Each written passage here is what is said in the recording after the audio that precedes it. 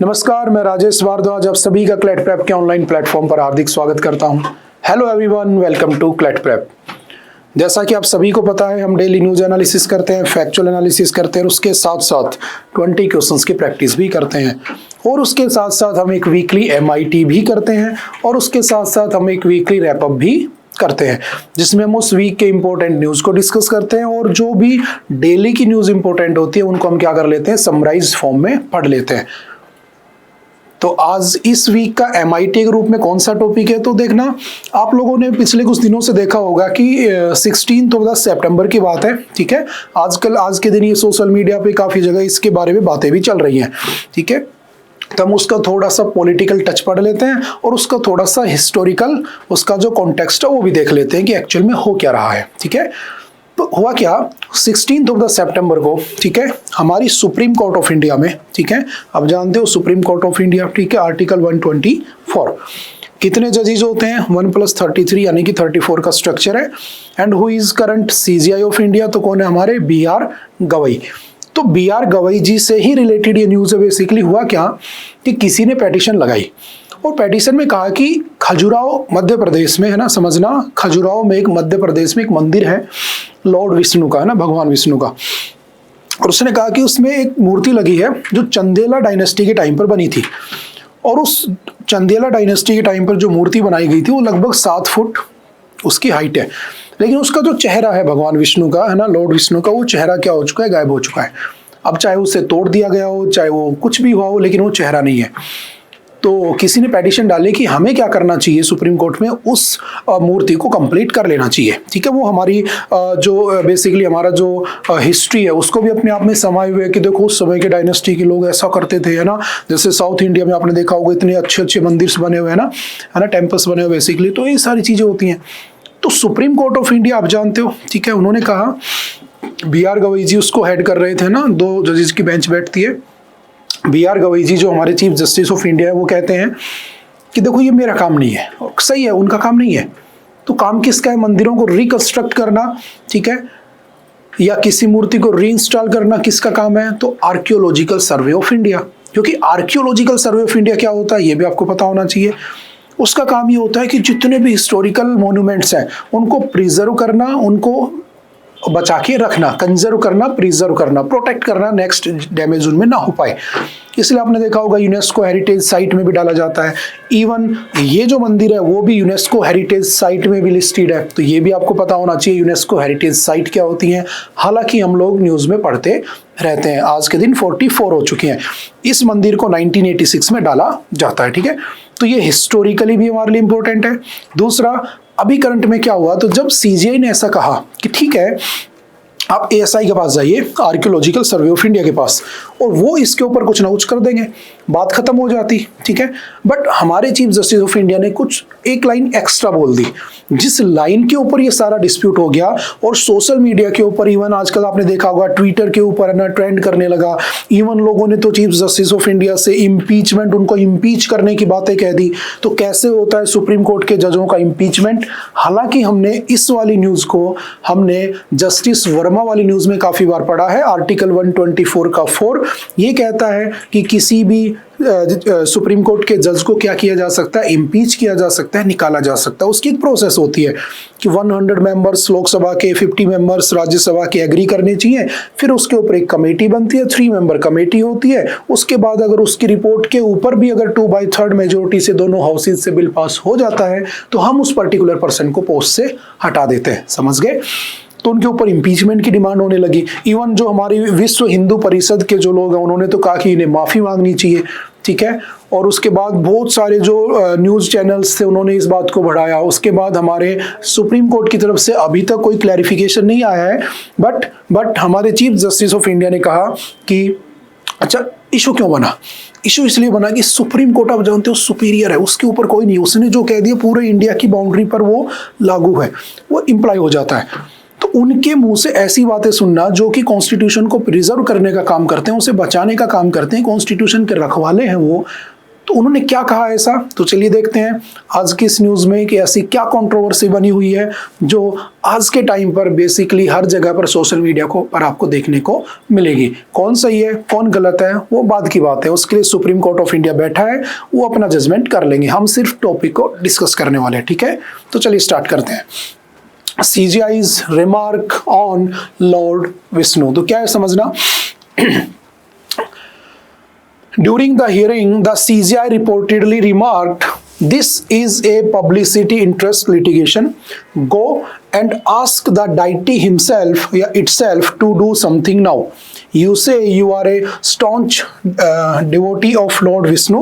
तो आप जाइए और उन्हीं से पूछिए, मतलब उन्होंने ऐसा कह दिया कि आप भगवान विष्णु को पूछते हो, उनकी पूजा करते हो, तो जाइए आप उनसे कहिए, वो मूर्ति को ठीक कर देंगे।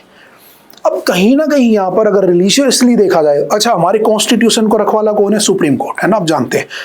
और सुप्रीम कोर्ट में ही हमारे आप जानते हो हमारा जो कॉन्स्टिट्यूशन है, उस कॉन्स्टिट्यूशन में कुछ फंडामेंटल राइट्स भी दिए हुए हैं, और उन फंडामेंटल राइट्स में सभी के लिए है। अगर मेजोरिटी की मैं बात करता हूं, सिर्फ रिलीजियस राइट की बात करता हूं मैं, राइट टू रिलीजियस फ्रीडम, समझना पूरी कहानी है ना, हमें एग्जाम से मतलब है, ठीक है, कंट्रोवर्सी चलती रहेगी। राइट टू रिलीजियस फ्रीडम जो होता है, ठीक है, ये सिर्फ किसके लिए है, सभी के लिए, ना कि मेजोरिटी माइनॉरिटी। तो रिलीजियस फ्रीडम में फॉर एग्जांपल मैंने कहा आर्टिकल नंबर 25 टू 28 तो सभी के लिए बना हुआ है ना। और अगर माइनॉरिटी की बात करता हूं तो उनके कल्चर और उनके रिलीजन को प्रमोट करने के लिए आर्टिकल 29 एंड 30 बना हुआ है। तो जब साफ साफ लिखा है कि हमारा देश, अच्छा हमारे प्रीएम्बल में क्या लिखा है, क्या लिखा है कि हम क्या एक सेकुलर कंट्री है, तो कुछ जगह पर सोशल मीडिया में ये भी ट्रेंड चलने लगा कि ये आदमी जो है सेकुलर नहीं है ना, एक पर्टिकुलर रिलीजन से इनको प्रॉब्लम होती है। ये मैं नहीं कर रहा हूं, ये सोशल मीडिया पे चल रहा है आज के दिन। तो इवन इन्होंने देखो क्या कहा, इन्होंने 2 दिन बाद आकर है ना, 48 आवर्स के बाद इन्होंने कहा B.R. Gavai broke his silence on Thursday to clarify in open court that he believes in all religions, visits sites of the worship of every faith and firmly trusts in true secularism। यानी कि इन्होंने कहा कि भाई मैं true secularism में विश्वास रखता हूँ। सेकुलर क्या होता है तो आप जानते हो, 42nd कॉन्स्टिट्यूशनल अमेंडमेंट 1976 से इंदिरा गांधी ने क्या किए थे, 3 वर्ड जोड़े थे आपके प्रीएम्बल में। कौन कौन से, एक जोड़ा था सोशल, एक जोड़ा था उसमें सेक्युलर, और एक जो वर्ड उसमें जोड़ा था वो कौन सा था आपका, इंटीग्रिटी, जिसको हम अखंड भारत के नाम से जानते हैं। और सेकुलर का मतलब ये होता है कि आप किसी एक कॉन्स्टिट्यूशनल पोस्ट पर बैठकर आप किसी एक पर्टिकुलर रिलीजन को प्रमोट नहीं कर सकते हैं। हालांकि ऐसा कुछ हुआ नहीं था, लेकिन आप जानते हो लोग हैं, ठीक है, कुछ ना कुछ तो बोलेंगे, तो उन्होंने बोला और इनको बेचारों को क्लैरिफाई करना पड़ गया। बट फिर भी जो लॉयर्स हैं, कुछ लोग को कहना है कि उनको वहीं रुक जाना चाहिए था, ये वाली लाइन नहीं बोलनी चाहिए। तब जो भी होगा वो सुप्रीम कोर्ट अपना डिसाइड कर लेगा, ठीक है। जस्ट इसको थोड़ा सा ध्यान रखना है। क्या सेकुलरिज्म होता है, कहां पर लिखा है, प्रीएम्बल में लिखा है, कब एड ऑन हुआ था, बाय 42nd कॉन्स्टिट्यूशनल अमेंडमेंट 1976 से इसको जोड़ा जाता है। अच्छा, रिलीजियस फ्रीडम के कौन कौन से आर्टिकल हैं, 25 टू 28 बने हुए हैं, ठीक है। माइनॉरिटी के कौन से हैं, तो 29 एंड 30 बने हुए हैं, ठीक है। ये भी थोड़ा सा फैक्ट आपको पता होना चाहिए, ठीक है। एडवोकेट विनीत जिंदल है ना, इन्होंने ही पेटिशन फाइल की थी, ठीक है। और उसके बाद इसके ऊपर पूरा का पूरा क्या हो गया, हिंदू सेंटिमेंट्स का थोड़ा सा हर्ट हुआ जब इन्होंने ऐसी बात बोली, और ये आ गया आपके न्यूज में। तो चलिए अब थोड़ा एग्जाम रिलेटेड भी बात कर लेते हैं ना, काफी अच्छी है ना, कंट्रोवर्सी चल रही है बेसिकली। तो हमारे कॉन्स्टिट्यूशन में आर्टिकल 25 क्या कहता है ना, जो कि रिलीजियस फ्रीडम की बात करता है। तो क्या कहता है, 25 कहता है freedom of conscience and profession of the religion. आप किसी भी रिलीजन के हो, आपको अपने रिलीजन को प्रैक्टिस, परफॉर्म, ठीक है, और उसको एक्सपेंड करने का पूरा राइट है, ठीक है। बस याद रखना कुछ कंडीशंस होती हैं, आपको लॉ एंड ऑर्डर मेंटेन रखना है, आपको पब्लिक हेल्थ का भी ध्यान रखना है, ठीक है। समझ में आ रही है, आपको मोरालिटी का भी ध्यान रखना होता है कि ऐसा ना हो कि मोरालिटी वहां पर ना बनी रहे, ठीक है। ये सभी रिलीजन के लोगों को क्या करता है, अपनी अपने रिलीजन को प्रैक्टिस करने की क्या देता है, प्रोफेस, प्रैक्टिस और प्रोपेगेट करने का राइट देता है, ठीक है। और याद रखना आर्टिकल 25 में हिंदू का मतलब क्या है, जो हिंदू से निकले हैं, हिंदू, ठीक है, सिख, बौद्ध, जैन, ये सभी हिंदू काउंट किए गए, ये भी ध्यान रखना। 26 कहता है freedom to manage religious affairs, यानी कि अगर आप अपने रिलीजियस अफेयर्स को बनाना चाहते हैं तो you have freedom to gather movable और इमूवेबल प्रॉपर्टी। ठीक है, अगर आप बाबा हो, अगर आप लोग मौलवी हो या जो भी हो जो धर्म को प्रमोट कर रहे हो, तो आपके पास मूवेबल यानी कि पैसा, ठीक है, नॉन मूवेबल या इमूवेबल यानी कि प्रॉपर्टी, जमीन, वो सब इकट्ठा करने का राइट है। आपको कोई कुछ नहीं करेगा। आपने देखा होगा बड़े बड़े जो हमारे धार्मिक लोग होते हैं बेसिकली, है ना, उनके पास बहुत सारी प्रॉपर्टी हो जाती है। मैं नाम नहीं लूंगा, आप सभी को जानते हैं, है ना। किसी जमाने में कुछ नहीं था, उनके पास आज बहुत कुछ है। तो आर्टिकल 26 ही गारंटी देता है कि भाई आप इकट्ठा कर सकते हो, आपको कोई कुछ कहने वाला नहीं है। तो 26 भी रिलीजियस फ्रीडम में ही आता है, ध्यान रखना। It grants every religious denomination the right to establish and maintain institutions for religious and charitable purpose. ठीक है, it allows them to manage their own affairs in matters of the religion. It ensures the right to own and acquire property for religious purposes and to administer such property according to law. Simple याद रखना, ठीक है। Next आता है article 27। ये क्या कहता है? ठीक है, freedom from taxes on religious promotion. याद रखना, कभी भी कोई भी एक पर्टिकुलर स्टेट किसी दूसरे पर्टिकुलर स्टेट से या किसी स्टेट में, ठीक है, लोगों से धर्म के नाम पर कभी टैक्स नहीं लिया जाएगा। जैसे पहले होता था ना जजिया, है ना, जजिया चलता था। जब जो मुस्लिम भारत में आए थे उस समय जजिया टैक्स लेते थे। अगर तुम्हें अपने रिलीजियस टेम्पल में विजिट करना है, केदारनाथ जाने का मन कर गया, तो भाई पैसा देना पड़ेगा राजा को, ठीक है। उसको आगे चल के अकबर ने हटा दिया था। देन अकबर का नाम अकबर रख दिया गया था। अकबर का पहले नाम क्या था? मोहम्मद जलालुद्दीन। लेकिन उसने जब जजिया हटाया तो उसका नाम हो गया अकबर, ठीक है, अलमाइटी, है ना, अकबर द ग्रेट, है ना। उसके बाद दोबारा से आपके जो औरंगजेब थे उन्होंने फिर स्टार्ट कर दिया। और फिर बाद में जब मुगल डायनेस्टी ही खत्म हो गई 1857 की रिवोल्ट के बाद, तो भारत से ही खत्म हो गया। लेकिन जब हम आज़ाद हुए तो हमारे कॉन्स्टिट्यूशन मेकर्स को पता था कभी ना कभी ऐसा हो सकता है, मेजोरिटी माइनॉरिटी क्लैश हो सकता है। तो पहले से उन्होंने फंडामेंटल राइट बना दिया कि आप लोग कभी भी धर्म के नाम पर टैक्स नहीं लोगे, समझ गए। राजस्थान में हिंदुओं से टैक्स लोगे तो मुसलमान कहीं भागेगा, कहीं मुसलमानों से लोगे तो हिंदू भागेगा, और देश में भागम भाग होती रहेगी। तो ऐसा होना नहीं चाहिए। ये भी आपका क्या है? फंडामेंटल राइट, ठीक है। It prohibits the state from levying any tax the proceeds of which are specifically appropriated for the promotion or maintenance of any particular religion, ठीक है।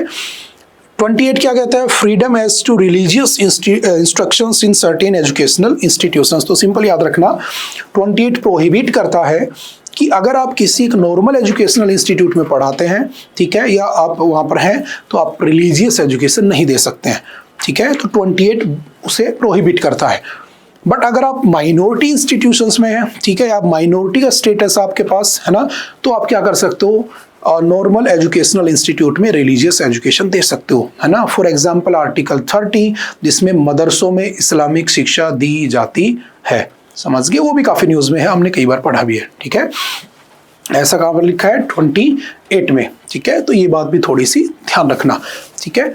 अच्छा, नेक्स्ट आ जाते हैं कि मंदिर कहाँ पर है। कुछ फैक्चुअल डाटा उसके भी आपको पता होनी चाहिए। कहाँ पर है? खजुराहो टेम्पल्स मध्य प्रदेश में है, छतरपुर डिस्ट्रिक्ट में। चंदेला डायनेस्टी के जो राजा थे उन्होंने बनाया था, लगभग अराउंड 975 से लेकर 1100 ईस्वी उसके अंदर बनाया गया था, एडी में, ठीक है। कौन सी स्टाइल में बना है? नागर स्टाइल में। आपने शायद अयोध्या टेम्पल पढ़ा होगा, वो भी नागर स्टाइल में। तो नॉर्थ इंडियन जो टेम्पल्स है मोस्टली नागर स्टाइल में है, साउथ इंडियन किसमें है? द्राविडियन स्टाइल में, ये आपको पता है, ठीक है। ये यूनेस्को हेरिटेज साइट में भी आता है, ठीक है। खजुराहो ग्रुप ऑफ मॉन्यूमेंट्स में, जिसको 1986 में क्या किया गया था? एड ऑन किया गया था। अभी कौन जुड़ा है लेटेस्टली 44th नंबर पे? तो आपका मराठा लैंडस्केप्स, जिसमें मराठाओं के 12 फोर्ट्स को उसमें एड ऑन किया गया है, ये भी ध्यान रखना, ठीक है। जावेरी टेम्पल इज ए किसका टेम्पल है? विष्णु भगवान का टेम्पल है, ठीक है। चंदेला डायनेस्टी के लोगों ने बनवाया था, ठीक है। Eastern group of temples at Khajuraho का पार्ट है, नागर आर्किटेक्चर में बना है, ठीक है। और ये यूनेस्को साइट में है। और इसकी जो हेड है भगवान विष्णु का, वो क्या हो रखा है? डैमेज हो रखा है, हेडलेस, ठीक है। तो ये हमारे उस रिलीजियस जो हमारा कल्चर है उसको भी दिखाता है कि इतने सालों से उसका हेड नहीं है, फिर भी लोग वहाँ पर क्या कर रहे हैं? पूजा कर रहे हैं ना। तो वही सब बातें हैं बस, ठीक है। यही कंट्रोवर्सी का भी एक रीजन है। द ASI कौन होता है? Archaeological survey of India. इसका काम है कि जितने भी हिस्टोरिकल मोन्यूमेंट्स हैं उन्हें प्रिजर्व करना, प्रोटेक्ट करना, ठीक है। Is the legally empowered body to handle conservation and restoration of the monuments, the ancient monuments and the archaeological sites and remains।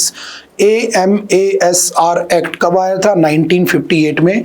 It does not permit arbitrary reconstruction of protected monuments।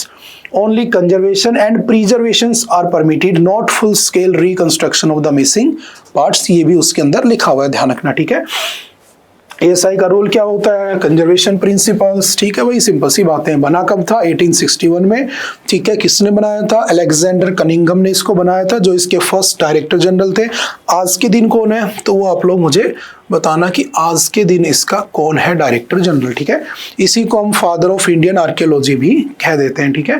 याद रखना, एक ऐसे GSI भी होता है, ठीक है, वो बना था 1851 में। उसका काम क्या होता है, वो जियोलॉजिकल सर्वे ऑफ इंडिया, उसका काम है कहाँ पर, आपके नेचुरल रिसोर्सेज है ना, कोयला, गैस है ना, वो सब फाइंड आउट करना, वो जियोलॉजिकल सर्वे ऑफ इंडिया है। ये आपका आर्कियोलॉजिकल सर्वे ऑफ इंडिया है, ये भी ध्यान रखना, ठीक है।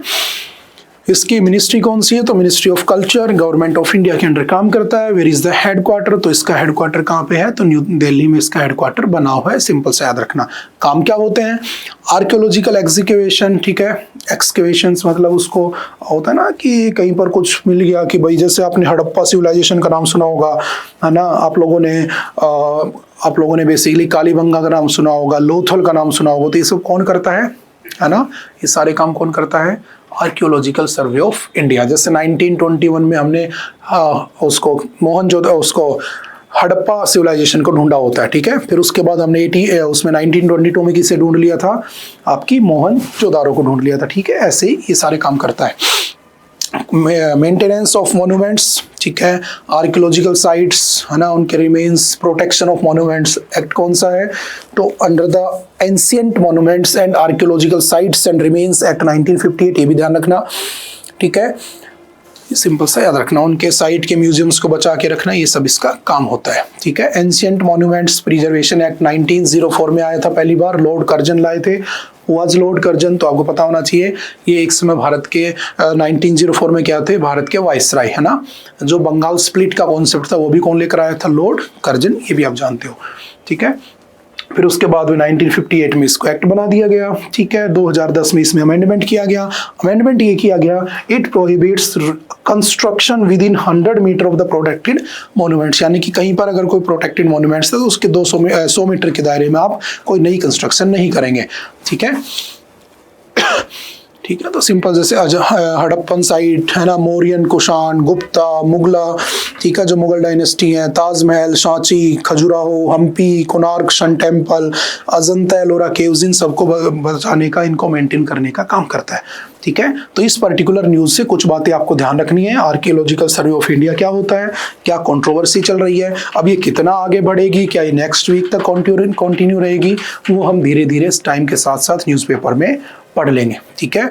उससे रिलेटेड बहुत बार एग्जाम में इंपॉर्टेंट टेम्पल्स भी पूछ लेता है, तो फॉर एग्जांपल उसके लिए भी आपको कुछ इंपॉर्टेंट हिस्टोरिकल टेम्पल्स के बारे में भी पता होना चाहिए, ठीक है। ओके, नेक्स्ट चलते हैं। ओके, आई थिंक आज के लिए इतना ही था। आई होप कि आपको बातें समझ में आई होंगी। फिर भी अगर किसी तरह का कोई डाउट रहता है तो आप एनी टाइम आकर मिल सकते हैं, ठीक है, अपने डाउट को क्लियर कर सकते हैं। ओके, बाय बाय, मिलते हैं किसी नेक्स्ट लेक्चर में। Okay, thank you, have a nice day.